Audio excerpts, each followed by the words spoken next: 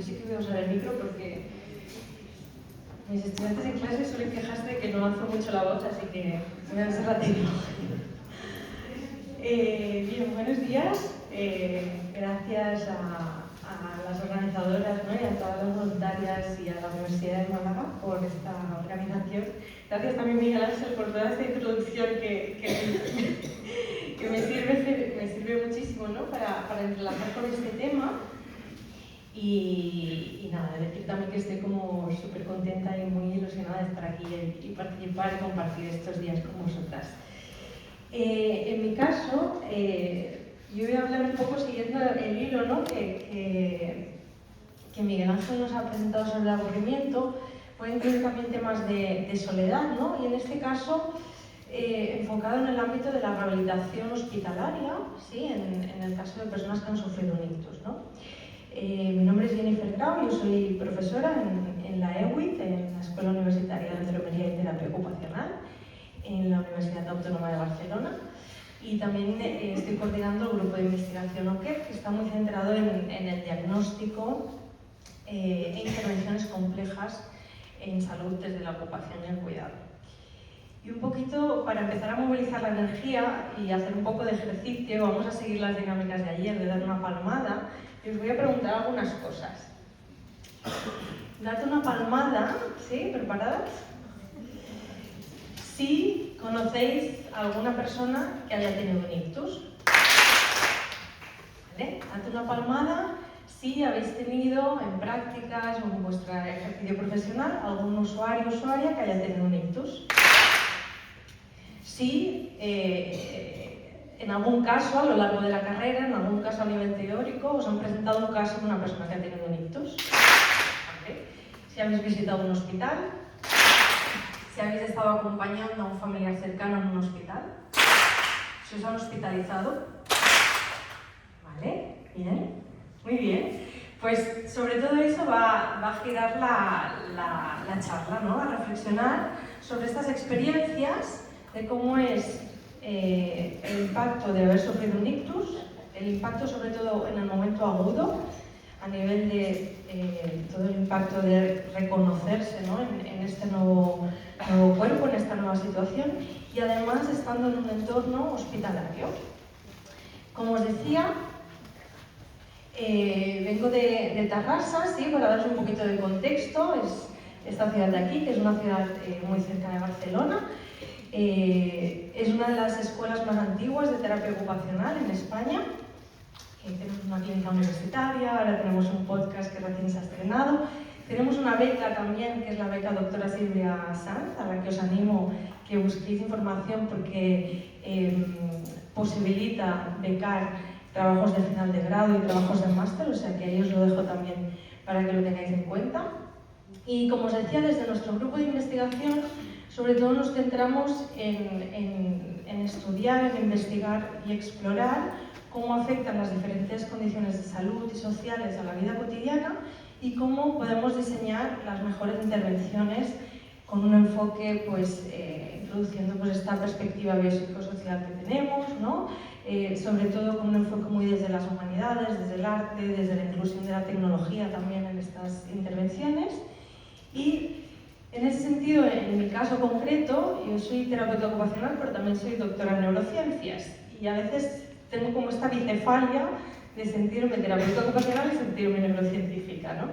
Y toda mi búsqueda a lo largo de mi recorrido profesional es siempre esta obsesión por unir, ¿no? Estas dos disciplinas en lo que tiene mucho sentido, ¿no? La neurociencia tiene muchísimo sentido para la terapia ocupacional, para nuestra práctica, tanto en entender mejor el impacto del ictus en las personas y las diferencias que hay individuales en diferentes grados de afectación, en diferentes procesos de recuperación. No hay dos personas que tengan un mismo recorrido tras el ictus, en la búsqueda de las mejores intervenciones basadas en la evidencia y basadas en la biología, que a veces como que la biología, ¿no? nos aleja un poco porque, bueno, es el modelo biomédico, ¿no? Pero la neurociencia tiene mucho sentido porque en el caso de neurorehabilitación y del ictus, todos aquellos cambios que vamos a ver en la cotidianidad, hay un sustrato que está afectado, un sustrato biológico que tiene que reorganizarse y que tiene que reaprender también, ¿no?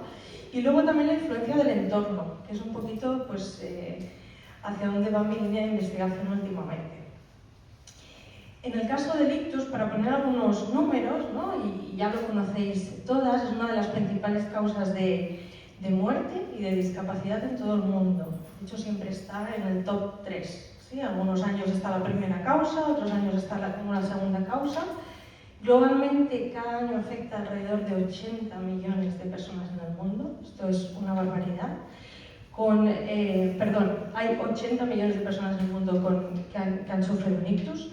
Cada año hay alrededor de unos 14 millones de personas y en España 160.000 casos al año. Lo que es importante es que un tercio de estas personas acaban sufriendo, ¿no? Desarrollando discapacidad a largo plazo. Y a nivel económico, a nivel de costes en salud, esto supone pues, unos 45.000 millones de euros al año en atención al ictus en Europa. ¿Vale?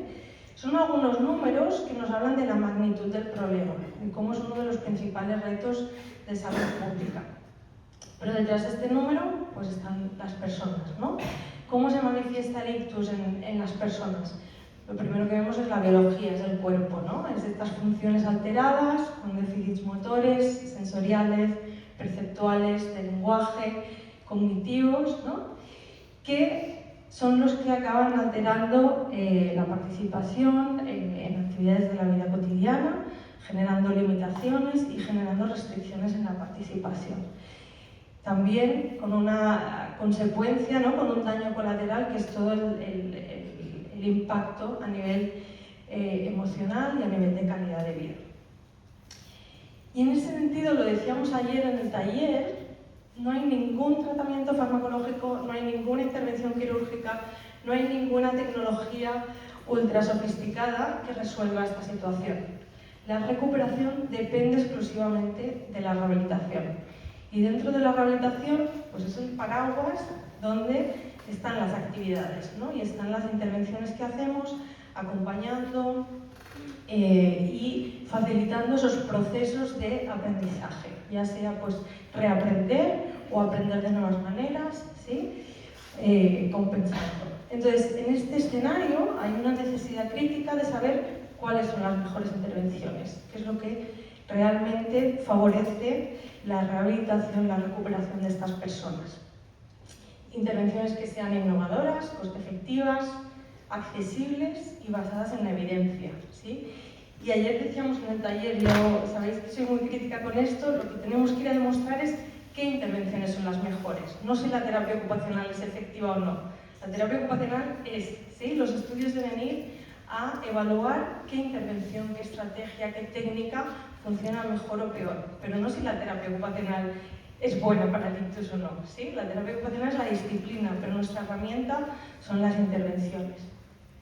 Y en mi caso, desde mi punto de vista, y os lo decía al principio cuál es mi posicionamiento, sin olvidar esta parte de que existe una biología que está afectada y existen procesos biológicos que también son favorables, como es el caso de la plasticidad cerebral.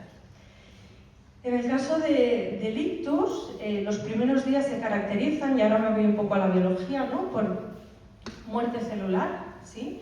Por lesiones que van a dañar el cerebro para siempre, neuronas que van a morir, ¿sí? Por una expansión del hematoma, en el caso del ictus hemorrágico, y los primeros días por unos procesos inflamatorios y una cicatrización del tejido.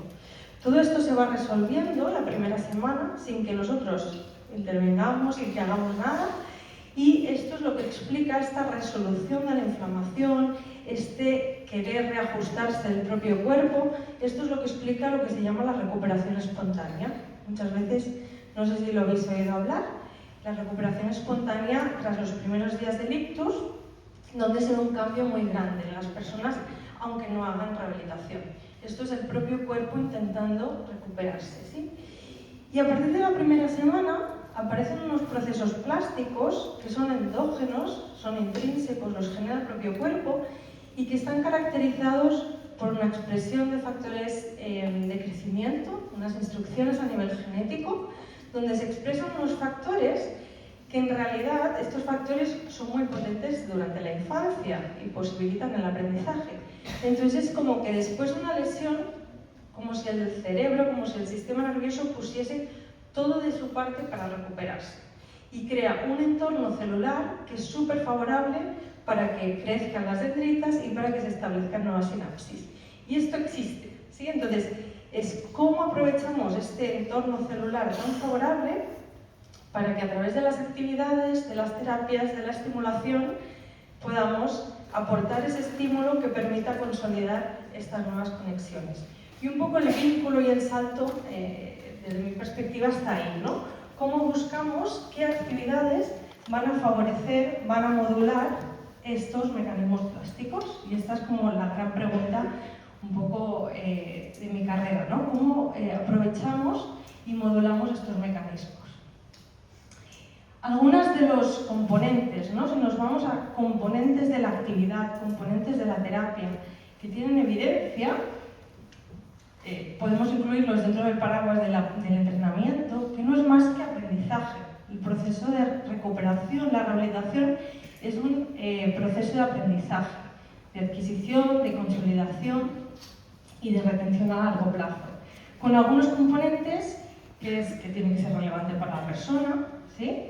Que tiene que ser específica la actividad, que tiene que haber una repetición y una práctica masiva, que tiene que suponer un reto progresivo, ¿sí? Esta gradación de la actividad, que tiene que ser guiado, que puede ser modelado y por lo tanto facilitar esta imitación, que tiene que haber feedback, recompensa, sobre todo a nivel intrínseco, ¿sí? Aunque también puede venir desde fuera, adaptación y promover la autonomía de la persona. Hay muchísima evidencia que compara actividades y terapias que son dirigidas por el terapeuta o autoiniciadas por la persona. ¿Cuál pensáis que tienen mejor resultado? Las autoiniciadas, ¿sí? Porque ahí se ponen en marcha toda una serie de mecanismos de autonomía, agencia, motivación intrínseca, ¿sí? Entonces, esto es a nivel de componentes. No estamos hablando de qué actividad es la mejor. Dependerá, ¿no? Dependerá de la persona que tengamos delante, ¿no? También de sus intereses, de sus objetivos terapéuticos, pero son componentes que pueden estar en muchas actividades que proponemos y planteamos. Y además del entrenamiento, otra forma de estimular esta plasticidad, además del aprendizaje, es a través del entorno. Y os introduzco este concepto, que es el concepto de los entornos enriquecidos, que en definitiva, como definición sencilla, sería un contexto interactivo que estimula la actividad física, cognitiva y social y el procesamiento sensorial. ¿Qué es esto de los entornos enriquecidos? La vida de por sí ya es muy enriquecida, ¿no? Pues en modelos animales de ictus, donde les ocasionan y les generan un ictus a las ratitas, lo que hacen es comparar cómo se recupera un animal en una jaula sin estímulos y cómo se recupera un animal en una jaula llena de juguetes, otros animales y elementos que le permiten la actividad, ¿no? Pues esta intervención es el gold estándar, es como la mejor intervención dentro de los modelos animales. Hay como 40 años de literatura científica que mira que este tipo de entorno, demuestra que este tipo de entorno favorece la plasticidad, la generación de nuevas sinapsis, la recuperación, ¿sí? Y hay mucha literatura crítica que dice que esto no se ha traducido a los humanos. Que aun sabiendo desde los modelos animales que este es el mejor enfoque para recuperarse, no hay una traducción a los humanos. Incluso esta intervención es mucho más efectiva que cuando fuerzan a los animales a hacer una tarea de manera repetida, como si fuera una terapia, ¿no? Porque es la autoiniciación, ¿no? Es como iniciar por sí mismas y en base a sus propios intereses esta interacción con el entorno. ¿Cómo son nuestros entornos hospitalarios?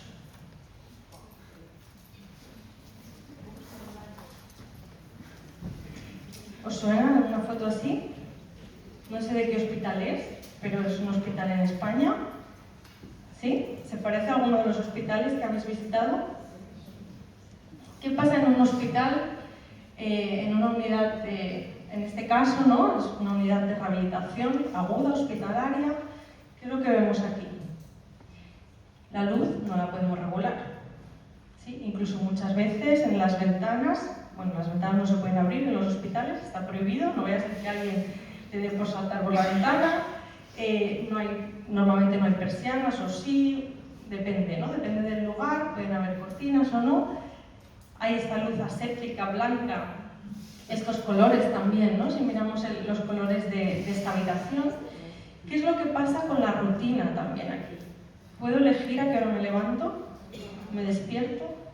¿Puedo elegir a qué hora desayuno, como, ceno? ¿Puedo elegir lo que como? Hay momentos dentro de la estancia hospitalaria, seguramente lo habéis vivido, donde lo que hace la persona es: estoy esperando a la visita. No sé si os suena. Es que pasan de 10 a 12. Estoy esperando a que vengan el pase médico, ¿no? Porque tengo que estar ahí, porque como vengan y no esté. En el caso de las unidades de rehabilitación, además, a esto se añade que tengo que ir a terapia. Tengo que ir a terapia porque de 11 a 12 tengo fisio, de 12 a 1 tengo terapia ocupacional, de 1 a 1 y media logopedia, ¿sí? Y tengo que hacer, me llevan los celadores de un lado a otro, a las salas, con personas que no conozco, otros compañeros, con los que a veces ni siquiera interactúo, ¿no? Y estoy en una sala, si tengo suerte, pues recibo una terapia más o menos individualizada, y si no tengo tanta suerte, quizá la terapeuta además tiene que estar por 7 o 8 personas a la vez, ¿no?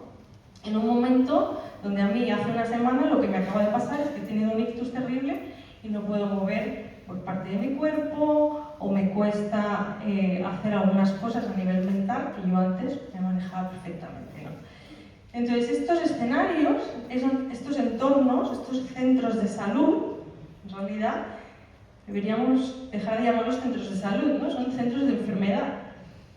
Son casi atentados, ¿no? a la parte ocupacional, ¿no? Es un atentado ocupacional. Cómo estos entornos están, pues, favoreciendo todo ese déficit, ¿no? y esa deprivación ocupacional. Y más o menos son fotos que quizá no habéis estado, pero es que os suenan, ¿sí? Podríais imaginar los hospitales que habéis visitado. Cuando se mide qué impacto tiene esto, ¿no? y más allá del entorno, si es más o menos bonito, las personas exhiben un patrón de inactividad y soledad. Es decir, una persona que ha tenido un ictus, la ingresamos en una unidad de rehabilitación hospitalaria porque necesita hacer terapia, la sacamos fuera de su entorno habitual y queremos que se recupere ahí y que haga terapia, que vaya a la sala y haga ejercicios, ¿sí? La tenemos fuera de su entorno natural para hacer terapia, pero en realidad el patrón, a lo largo de todo el día, cuando observamos qué patrón de actividad tiene, es el de inactividad y el de soledad, con bajos niveles de actividad social y cognitiva y pocas actividades terapéuticas iniciadas por la persona, ¿sí? Actividades que vienen dirigidas por el profesional. Además, cuando se monitoriza con acelerómetros y se mide cuánto tiempo mueven el brazo, cuánto tiempo caminan, tenemos una media de estos minutos. De 5 a 17 minutos dentro de la sala de terapia, donde estoy 1 hora de terapia ocupacional o 1 hora de fisioterapia. Cuando se mira, ¿no?, lo que ha medido ese acelerómetro, se ve alrededor, entre esa horquilla, de 5 y 17 minutos de movimiento. Estoy fuera de mi casa, hospitalizada, para poder moverme como máximo 20 minutos en la sala de terapia, ¿sí? Con una media de repetición de movimientos de 32 movimientos, ¿sí? 9% del tiempo en bipedestación o 31 minutos de media caminando al día, ¿sí? Por lo tanto, estoy hospitalizada porque me ha pasado un ictus, ¿no? He tenido un ictus y tengo que estar en el hospital para rehabilitarme, y mi patrón de actividad es este, ¿no? Y más allá de los números, ¿qué es lo que cuentan? ¿Qué es lo que dicen las personas? Pues la investigación cualitativa, cuando explora cómo viven las personas este momento, ¿no?, este impacto del ictus y esta experiencia de estar hospitalizadas, las personas valoran la actividad y creen que hacer actividades, hacer terapia es esencial para su recuperación. Pero destacan como necesidades no cubiertas que no hay actividades significativas, que no hay actividades recreativas, y el aburrimiento es una experiencia común.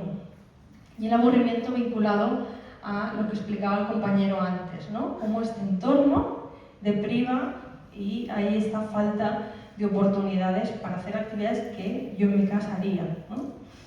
Ya sea porque cuido del espacio, ya sea porque leo un ratito el diario, o veo la tele, o escucho la radio, ¿sí? Y lo que nos encontramos en los hospitales, y me gustaría que rescataseis, ¿no?, de vuestras experiencias, es que la persona hace sus horas de terapia y por la tarde se pasa toda la tarde haciendo scroll en el móvil. Yo paso por el pasillo y cada vez veo más, pues, a los usuarios por la tarde en la silla o en la cama haciendo scroll con el móvil, ¿no? Algunos de los retos más importantes, pues incluir el placer, el disfrute. Es como un hastío estar hospitalizado, es una tortura, ¿sí? No hay placer. Y el placer es importante y necesario para la vida. Y la realidad de nuestros contextos hospitalarios contrasta dramáticamente con toda esta literatura, ¿no? Son contextos que están diseñados para los profesionales. Además, me han comentado que toda la rutina va ligada, pues, a la organización de la misma planta, a los chequeos que tiene que hacer el personal de enfermería, a los pases de visitas, ¿no? Y los entornos hospitalarios, a nivel de objetos, de decoración, de estimulación, están empobrecidos. Algunas imágenes, todas estas, este interés, ¿no?, esta obsesión por los entornos, yo creo que viene mucho de una experiencia que tuve en Suecia cuando era estudiante de terapia, que estuve de Erasmus ahí, y yo flipé con sus hospitales. Los suecos sabéis que son los másters del diseño, ¿no? Básicamente porque no pueden estar fuera de casa porque hace mucho frío, entonces tienen muy bien cuidados sus espacios, ¿no? Y los hospitales de agudos, incluso una unidad de ictus, tenían unas pintas que eran muy diferentes a la nuestra.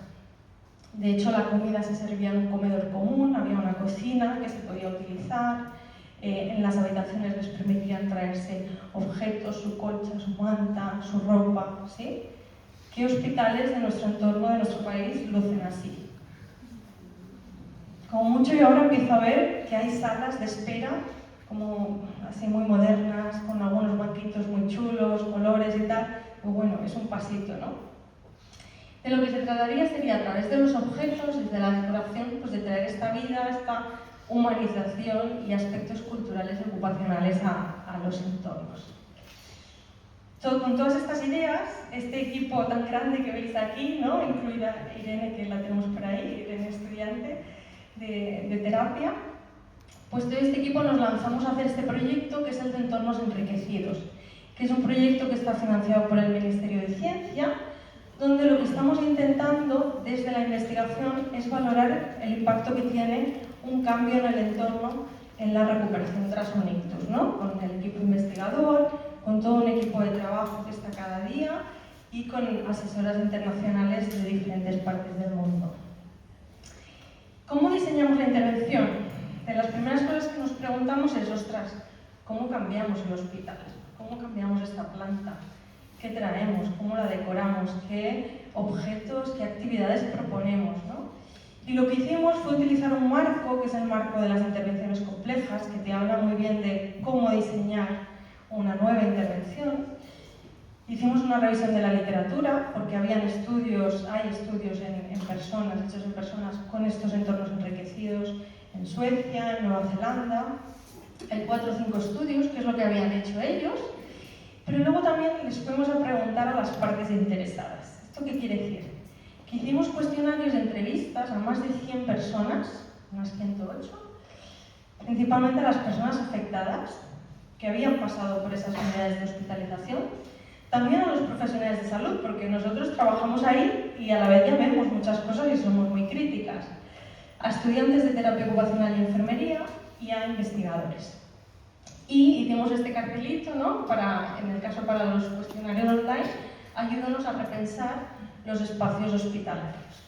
Y a partir de ahí, la revisión de la literatura pues, nos daba ideas, ¿no?, de lo que habían hecho otros, pues desde que hubiese material de actividades, material de lectura, una Nintendo, una biblioteca, una estación de música, cosas que habían ido haciendo otras personas que en definitiva no estamos inventando nada, ¿no? Son actividades de la vida cotidiana, ¿no? Y en nuestro caso, con todo el listado de inputs, de respuestas que habíamos tenido, lo que hicimos fue categorizarlas. Categorizar los cambios que proponían en el entorno, hasta desde los colores, cómo tenían que estar pintadas las paredes, elementos del entorno y actividades que culturalmente estuviesen adaptadas a nuestro entorno, ¿no? Como esto forma parte de un estudio, tenemos que restringir un poco algunas cosas y acabamos diseñando una sala con estas 4 estaciones, con material para realizar actividades de lectura y grafoescritura, actividades relacionadas con la música, actividades creativas y artísticas y juegos recreativos y estructurados. Y la sala pues tiene esta pinta, que dices, bueno, pues es una sala bonita, ¿no? Pero bueno, pensar que es una sala bonita en un hospital que antes lucía de la manera que hemos visto antes, ¿no? Entonces, realmente el introducir todo esto ha generado una revolución dentro del hospital, dentro del servicio, ¿no? Esto que no es una sala de terapia, que es una sala de estar, que está en la misma planta, en la misma ala donde están las habitaciones y que además está abierta por la tarde, donde pueden ir las personas y sus familiares, las personas que les están visitando, sus acompañantes, sus amigos, con ellas a hacer actividades. ¿Qué actividades pueden hacer? Las que ellos quieran. Hay una terapeuta que facilita el espacio, pero que no dirige. Es una terapeuta que acompaña, que estimula, que motiva, que dinamiza un poco también todo lo social que sale ahí, porque los usuarios ingresados hasta el momento, entre ellos casi ni se conocían, ¿sí? Conocían al compañero de la habitación, pero no conocían quién más había en esa planta, ¿no? Y es una sala abierta pues, a todas las personas que en ese momento están viviendo en el hospital, ¿no? En el estudio lo que estamos mirando es qué efecto tiene esta intervención enriquecida en la recuperación de las personas, también en cómo lo viven estas personas y cómo lo viven los profesionales, porque os decía, ha generado un revuelo en el hospital, pues cómo lo está viviendo el personal, los celadores, el personal de enfermería, el equipo médico. También estamos investigando qué hace que haya estas diferencias en la recuperación de las personas y también muy importante, esto lo introdujimos para poder acabar de convencer de que los entornos tienen que cambiar y es que introducimos la perspectiva de coste-efectividad. ¿Por qué? Porque luego nos vamos a enseñar los resultados de nuestra investigación a los que toman decisiones en política sanitaria y nos dicen, pero ¿esto cuánto vale? ¿No? ¿Cuánto vale y qué beneficio genera? ¿No? Entonces también hemos incluido esta mirada. ¿Dónde estamos? Estamos ubicados en un centro de referencia, que es el Centro de la Esperanza, que pertenece al Hospital del Mar, en la ciudad de Barcelona. Es una unidad de referencia dentro de Barcelona para la rehabilitación neurológica hospitalaria y que recibe usuarios de 3 hospitales terciarios, ¿sí? Después de la fase en la unidad de ictus, se hace un ingreso, si tienen unos criterios en concreto, que esto también es otro tema a debatir, y llegan a este centro de referencia, ¿sí? Vienen del Hospital del Mar, del Clínico y del Hospital San Pau. En el contexto asistencial, pues alrededor de unas 150 personas al año son atendidas en este centro, con un tiempo de media, pues llevan una semana, ¿sí? Desde el ictus, y con una estancia media de 21 días, ¿vale? El programa es intensivo porque son 3 horas de rehabilitación al día y las tenemos ingresadas para que hagan estas 3 horas de rehabilitación al día que se traducen en 20 minutos de movimiento. Es un equipo multidisciplinar y tras el alta la rehabilitación continúa ambulatoriamente en el hospital de referencia o en el domicilio, o puede ser que necesiten las personas ir a un centro de atención intermedia o un centro residencial. El programa de rehabilitación pues es el que le llaman estándar, ¿no? Estas 3 horas al día de fisio, terapia ocupacional, logopedia, neuropsicología ni aparece, ¿sí? Porque no hay neuropsicóloga, solo hay una neuropsicóloga que valora pero que no interviene, porque no solo tiene 10 horas a la semana, ¿sí? Y con intervenciones también de educación sanitaria a las personas afectadas y cuidadores. En el estudio lo que hacemos es una evaluación cuando ingresan, ¿sí? Pues donde miramos, ¿no? Diferentes tipos de variables, de outcomes, ¿no? A nivel tanto físico, cognitivo, pero también a nivel de autonomía, bienestar, calidad de vida. Durante estas 3 semanas que están ingresadas, puede ser que caigan en hacer la revalidación estándar y ya está. Puede ser que caigan en el grupo que puede ir a la sala, ¿sí? O puede ser que caigan en otro grupo donde lo que estamos haciendo, que es otro grupo control, es que hagan más ejercicio pero en su habitación, como una actividad más dirigida de actividad física en la habitación. Eso también ha sido complejo a nivel de diseño dentro del estudio, pero de momento lo que hacemos es que durante una fase solo lo abrimos, ¿no? Es decir, solo abrimos la sala pues, durante un mes y en ese mes los pacientes las personas que están ingresadas pueden acudir, ¿no? Para que no se den situaciones donde, ostras, tú sí que puedes ir a la sala y yo no puedo ir, ¿no? Cuando se les da el alta volvemos a evaluarlas, ¿no?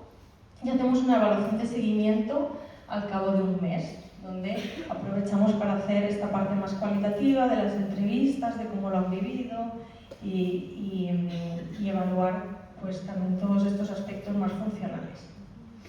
¿Cómo está yendo? Y con esto termino. Es un estudio que está en marcha. Esta semana incluimos al participante número 21. Aspiramos a incluir a 90 participantes. Es un estudio de investigación, sí es un ensayo clínico. ¿Y cómo está yendo de momento? Pues están pasando cosas que seguramente en la investigación cualitativa saldrán, que son muy ricas. Hay una valoración súper positiva de todas las personas que asisten, ¿no? a la sala de entornos enriquecidos. Nos estamos dando cuenta que las familias, o sea, lo que funciona mejor es cuando vienen con las familias, cuando vienen con los acompañantes que en ese momento han venido a verles. Eso está generando un impacto increíble, ¿no? Porque en lugar de estar en la habitación donde hay una sillita y el acompañante o el familiar está ahí sentado y se están mirando frente a frente, pues hay un espacio un poco más amable donde pues quizá leer el periódico juntos o simplemente charlar. Están pasando también cosas de construcción de pequeños grupos de apoyo entre ellos y también estamos empezando a ver diferencias de género, ¿sí? Donde las mujeres cuando están en el grupo se abren mucho más a toda esta expresión emocional, a actividades mucho más creativas, también tenemos actividades más de danza vinculadas a la música. Las mujeres participan más que los hombres, ¿sí? En la sala cuando coinciden hombres pasan otras cosas que cuando coinciden mujeres o mujeres y hombres, ¿sí? Esto ya lo estamos empezando a ver. Pero en general la experiencia está siendo súper positiva y os dejo aquí una foto que han hecho uno de los usuarios esta semana y me hacía gracia porque es de Málaga a Malagón y digo, fíjate, nos vamos a Málaga y era una actividad artística que la persona había hecho donde reflexionaba, ¿no? Pues sobre la tercera ley de Newton y el ictus y la recuperación, ¿no? Un poco pues esa expresión artística del momento en el que estoy. Espero en el próximo centro pues, poderos dar más resultados, ¿no? de la investigación y para cualquier cosa pues sabéis que estamos en Tarrasa y podéis venir a ver el hospital y el centro. Muchas gracias.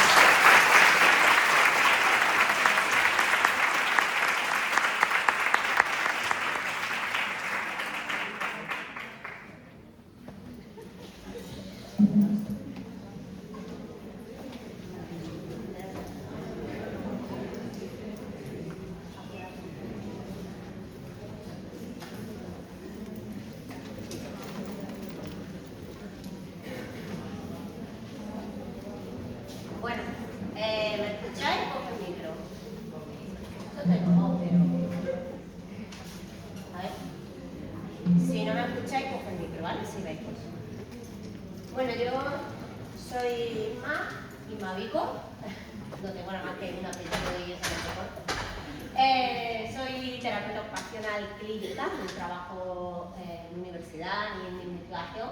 Yo doy charlas cuando me aburro también. Y bueno, al final agradecer, ¿no? Estar aquí en la mesa con estos dos cracks. A mí, pues, yo estaría al día escuchándolos hablar, porque creo que hacen muy fácil, ¿no?, lo que explica. Entonces, bueno, yo voy a intentar adaptarme un poquillo a esas cosas.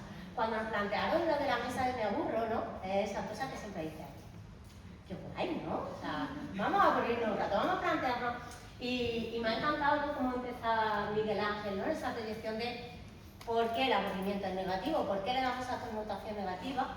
Y fíjate que sin hablar, ¿no?, como que de pronto los tres os vamos a plantear lo mismo. ¿Por qué es un problema el aburrimiento?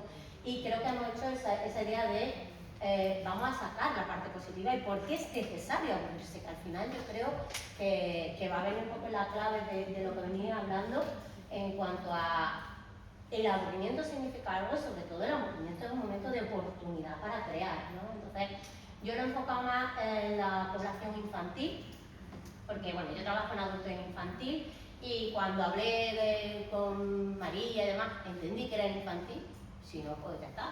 Yo creo que hay una perspectiva un poco en esa línea.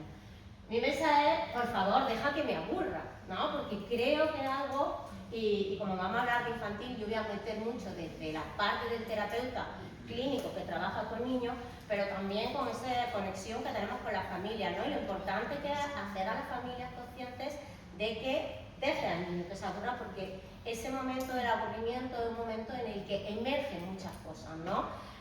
Yo comentaba a Miguel Ángel que tenemos la tendencia, ¿no?, ya con los de padres, de darle el móvil porque me es más cómodo también para mí, ¿no? No necesito que el niño me esté constantemente demandando cosas, pero también porque creemos que si el niño está montado en el carro mientras paseamos por la calle, tenemos que darle algo para que esté pendiente, ¿no? Y no somos conscientes de cómo de importante y cuántos estímulos hay en un entorno cuando vamos paseando por la calle, que vemos gente, vemos perros, vemos animales, no sé cuántos, y hemos perdido, ¿no?, esa percepción de todo eso te está enseñando cosas, estás aprendiendo a ir de tu casa al cole todos los días. Y no es necesario que yo trabaje contigo la orientación espacio-temporal en un mapa para que el niño aprenda a ir al cole. Simplemente si todos los días lo llevo al cole por este camino, en un carro, sin un móvil, dentro de 6 meses, sin que tú te des cuenta, el niño sabe ir al cole solo, ¿no? Es como que muchas veces el aprendizaje es un tema de emergencia, pero existe la emergencia del aprendizaje si damos la oportunidad de eso, ¿no? Entonces, esa es un poco la idea de mi charla. Yo me voy a situar en ese aburrimiento, ¿cómo lo has llamado? Sí, el de soñar despierto, ¿no? Ah, vale.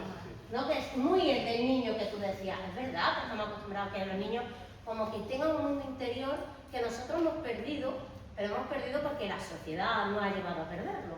Pero es que si no nos damos cuenta, vamos a hacer que esos niños que por naturaleza tienen esa capacidad de soñar despiertos, se la estamos arrebatando porque le damos el móvil, el juego, no sé cuántos, 200 tipos de actividades.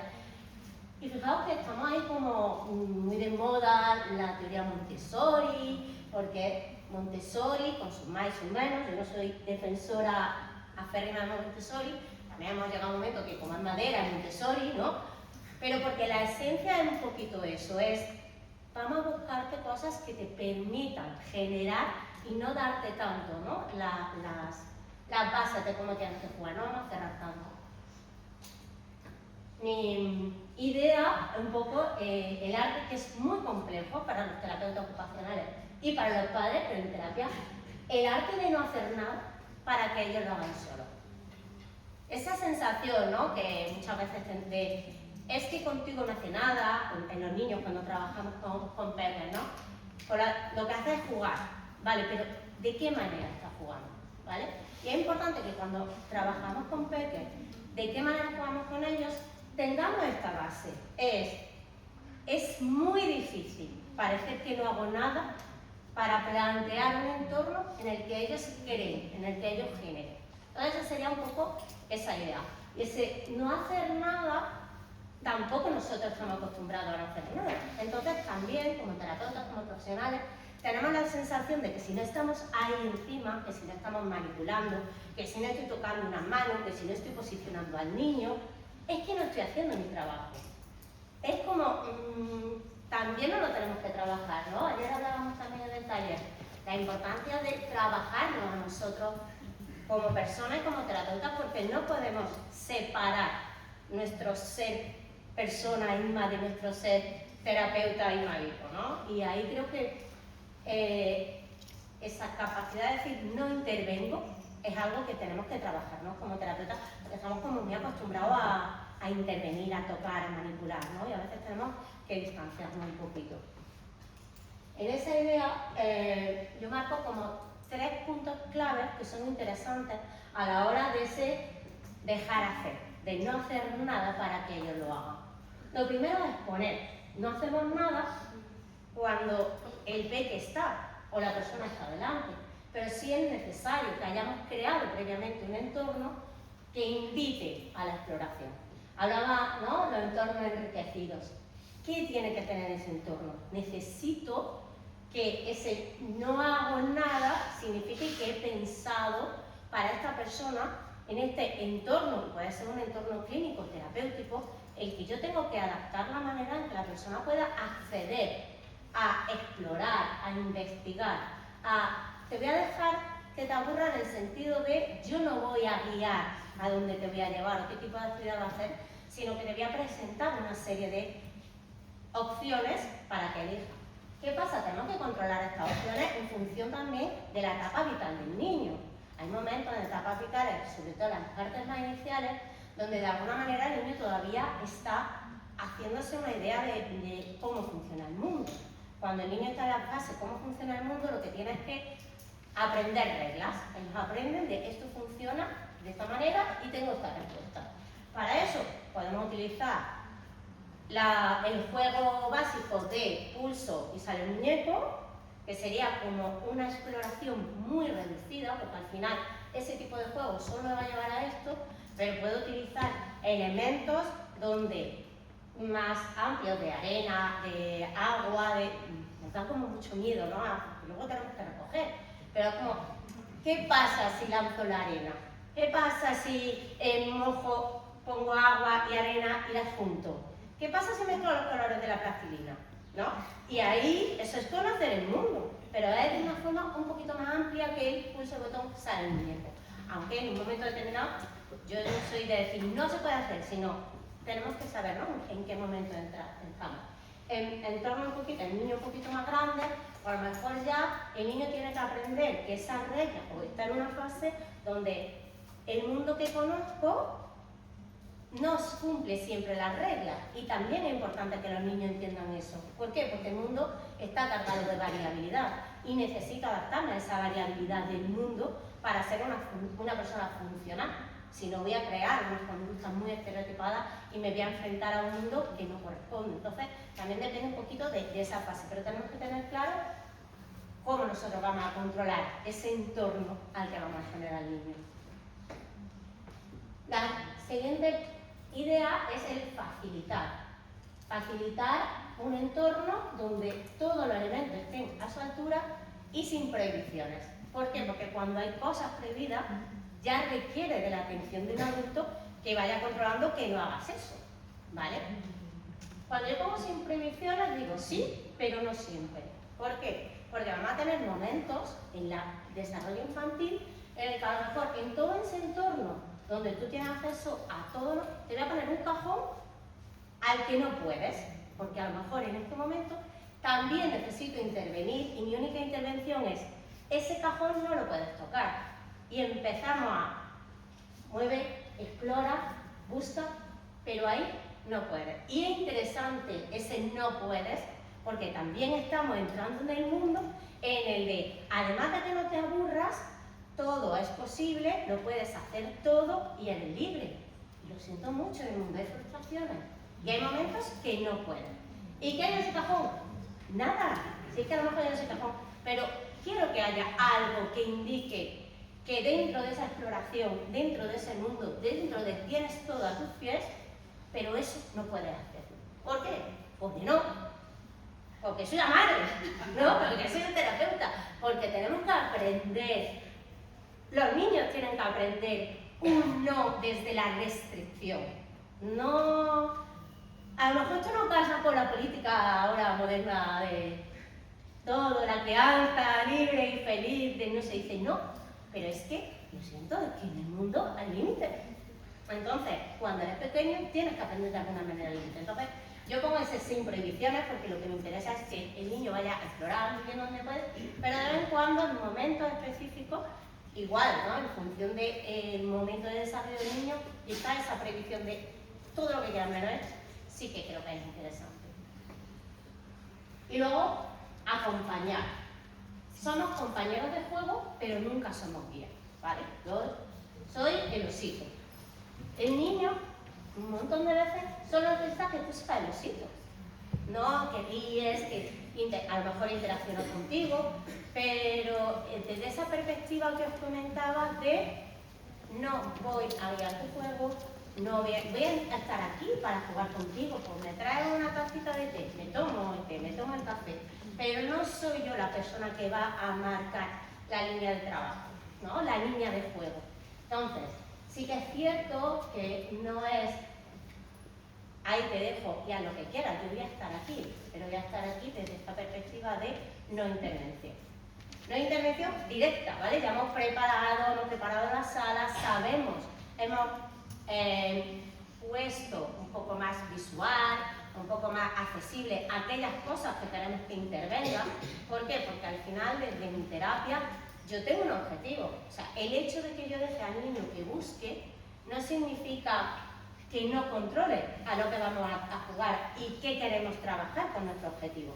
Es que yo en ese espacio exploratorio te voy a poner 4 o 5 actividades más accesibles, porque sé que son a las que tú vas a ir, en las que juegues como juegas esas actividades, vamos a trabajar los objetivos que yo tengo planteados como terapeuta.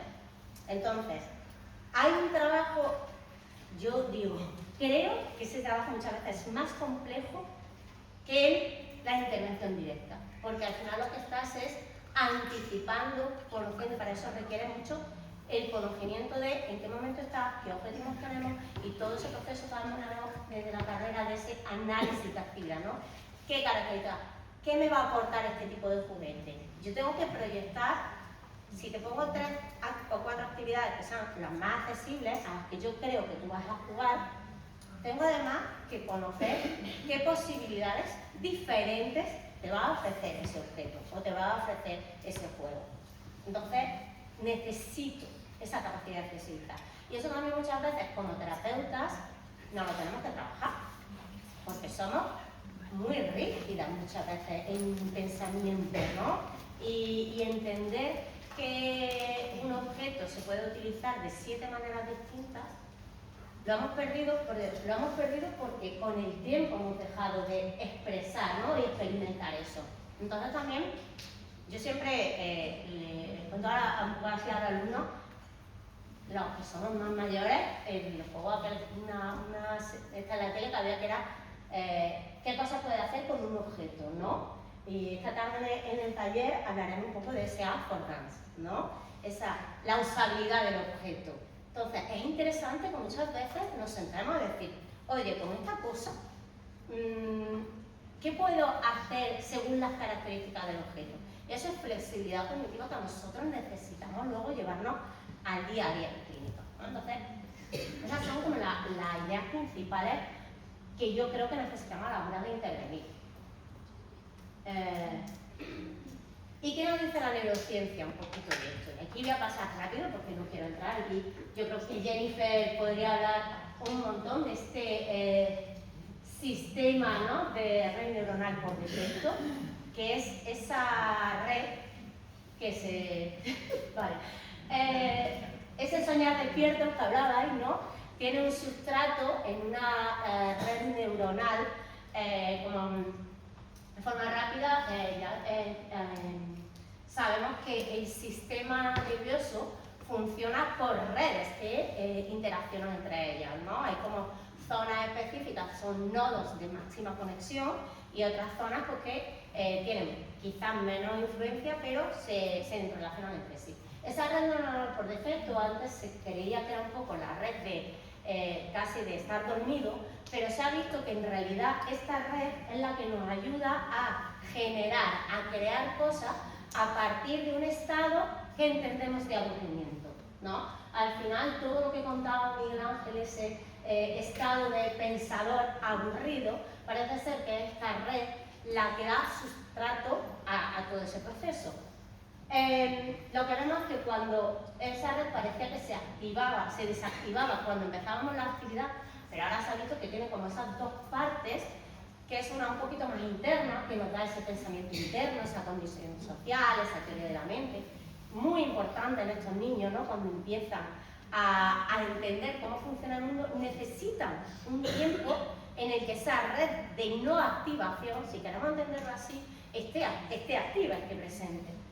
Y luego hay una parte que es más la conexión de esa red neuronal por defecto con la red de activaciones, más de relación con la actividad, en la que va al tema recompensa, control ejecutivo, pensamiento semántico. Entonces, nos da esa conexión, ¿no? De necesito un tiempo donde yo soy capaz de crear patrones de lo que está pasando, de observar qué pasa en las personas del entorno y generar ahí mi teoría de la mente, de poder crear, desarrollar mi imaginación. Entonces, ese estado de aburrimiento que entendemos en los niños, al final es un estado de activación de una red que es la clave para la creación, ¿vale? ¿Qué nos dice?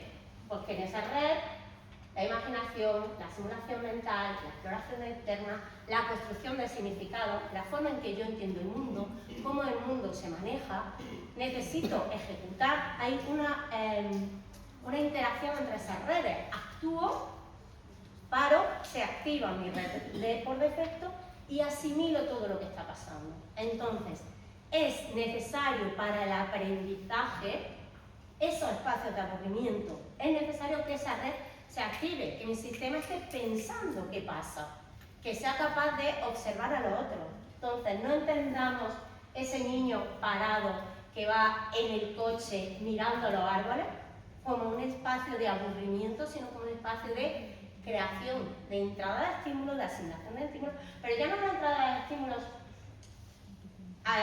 externa sin procesamiento, sino una entrada de estímulos donde ellos se están creando su propio mundo, tienen su vida interior que nosotros perdemos por estar muy en lo externo.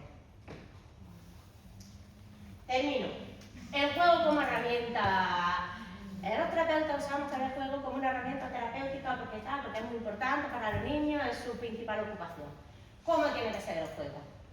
El juego tiene que ser sin reglas. Tenemos que plantear escenarios y que ellos crean sus propias reglas. De hecho, hay estudios que marcan como que los niños crean reglas alternativas en un juego que tiene una regla específica para explorar, para sentir esa experiencia de ¿y cómo sería este juego si yo lo hago de otra manera? A pesar de que nosotros como adultos le hemos impuesto una regla. Entonces, como se salen un poco, ¿no? Como esto ya, como decía Miguel Ángel, ya he llegado, ya sé cómo funciona este juego. Me aburro. Voy a hacer este juego de una manera distinta. Mi sistema me está pidiendo que explore algo más. Un juego ecológico que integre imaginación, cognición, emoción, centrado en la realidad. Y un juego de calidad, porque la calidad no tanto en el tipo de juego, sino en estos entornos que le estamos dando, porque nos van a llevar a un mundo en el que voy a crear, voy a generar patrones, voy a empatizar. Y luego, por supuesto, pues la vida diaria, que es la mejor terapia. Ese es, bueno, como podéis imaginar, mi hijo en su vida, ¿vale? Para mí, yo siempre digo, yo cuando voy a una casa de un niño de 2 años y la casa está ordenada y limpia, digo, pobre niño, ¿cómo es esto? ¿Qué haces? ¿Qué aburrimiento de casa? O sea, al final necesitamos explorar. Fijaros que luego nos hinchamos a comprar juguetes Montessori de madera con dibujos de exploración y al final el crío ¿qué hace? Pues se va a la despensa, se tira no sé cuánto, saca el cajón de la ropa, hace... Pero es que necesita una casa accesible. No puedo controlar a un niño que no sabe ir a su habitación porque no le dejo salir del salón. Entonces, al final esto, y sí que yo creo que eso es súper importante que se lo planteemos a los padres. Vamos a adaptar las casas al niño. Es verdad que, como, no va a tener toda la casa, pero ¿por qué no? Si es que es su casa. Es que al final muchas veces los padres, porque los terapeutas en sesión lo tenemos, pero es que los padres, de pronto, la casa de los niños es la casa maravillosa del adulto de la revista de IKEA. Y es un hospital. Entonces, como, no, es que este niño ahora mismo no necesita un cuadro precioso de animales, necesita poder abrir un cajón, poder montarse no sé qué, poder ir a la despensa por agua o coger frutos secos. Entonces, dentro del control de que al niño no se nos mate, hay que darle esa experiencia. Y creo que eso también es importante que se lo planteemos a los padres, ¿no? Ese, me aburro. ¿Por qué? Porque lo que dicen es que cuando se aburre solo me hace trastada. Claro, bienvenida al mundo de criar hijos. Es lo que hay, ¿no? Pero esa trastada, él está creando, está intentando entender el mundo.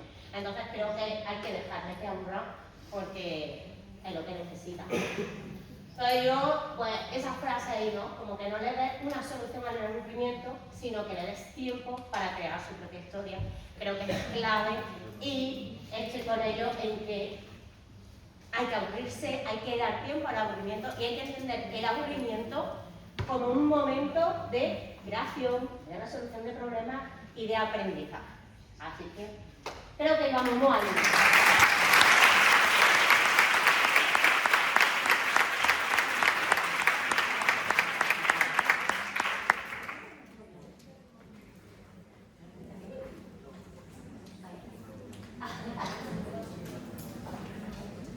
Vamos a hacer una ronda de preguntas muy rapidilla.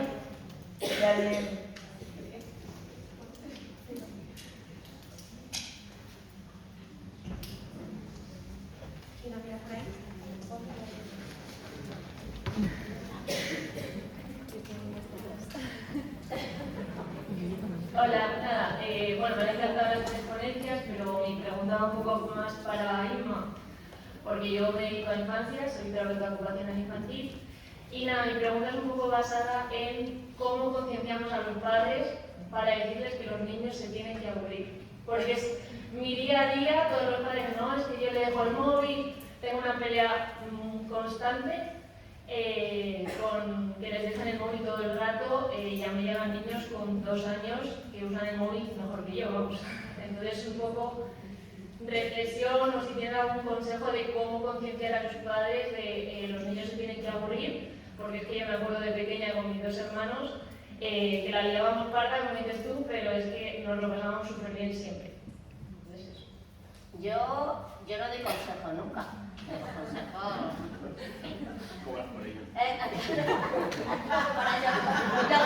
Los consejos nunca funcionan, ¿no? A ver, yo creo que hay una parte en la que hay que también dar un poco de apoyo a los padres, ¿no? Yo siempre empiezo a los padres diciendo, no hay culpables, ¿vale? Entiendo que hay momentos, quizás desde que soy madre más, en los que dices, es que o te doy el móvil o te mato. Entonces, parece que me miran peor, ¿sabes? Cuando te mato que cuando te doy el móvil.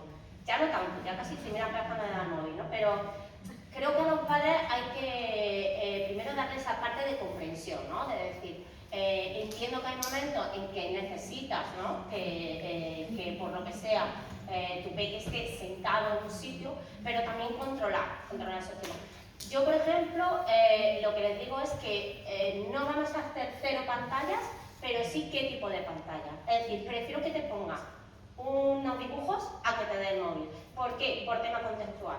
Porque la tele está en casa y nos limitamos al espacio casa. Un móvil o una tablet está siempre fuera.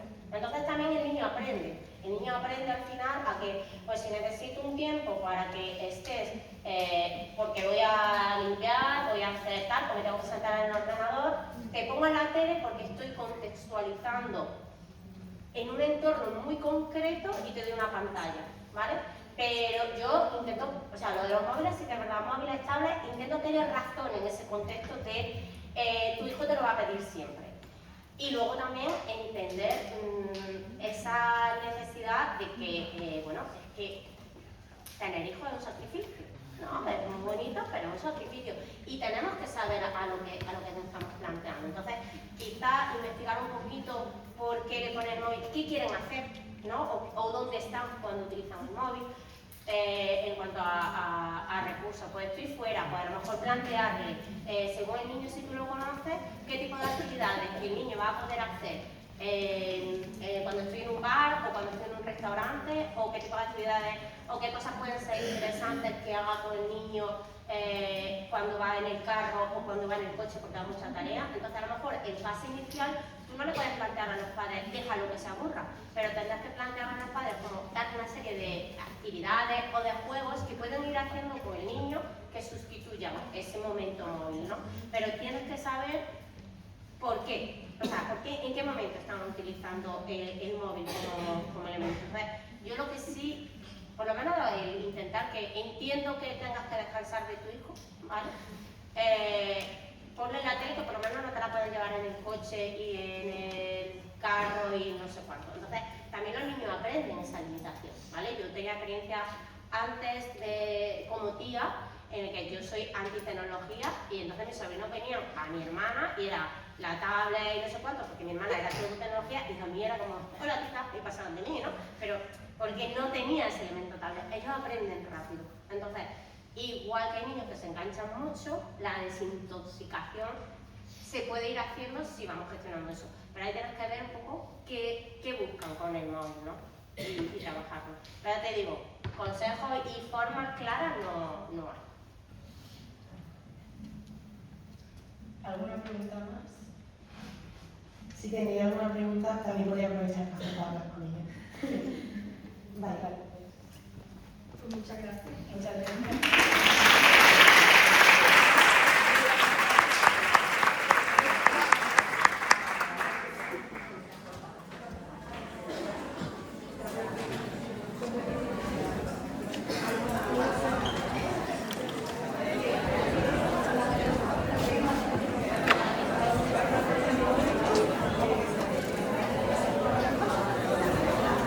Espérame, chicos, que no es la pausa del café todavía, ¿vale?